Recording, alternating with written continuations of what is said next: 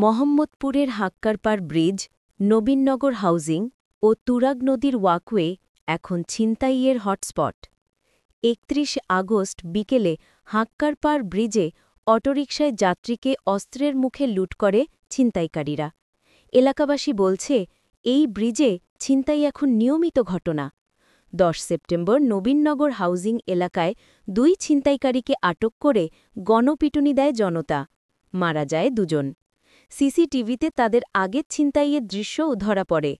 নিহতদের পরিবার দাবি করেছে, বাসার সামনে থেকে ডেকে নিয়ে মারা হয়েছে। তবে তারা ছিনতাইয়ের সঙ্গে জড়িত ছিল বলেও স্বীকার করেছে।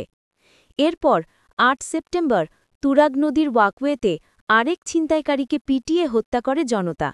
শুধু পথচারী নয়, অটোরিকশার যাত্রী, কুরিয়ার ডেলিভারি ম্যান, এমনকি ময়লার টাকা তুলতে যাওয়া ম্যানেজারও টার্গেট হয়েছেন।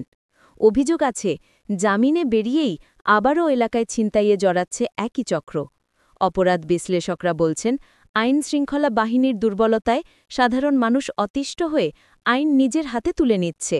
র‍্যাব জানিয়েছে, অপরাধপ্রবণ এলাকায় টহল বাড়ানো হয়েছে। পুলিশের দাবি, ছিনতাইয়ের ঘটনা ঘটামাত্রই আসামি গ্রেপ্তার করা হচ্ছে।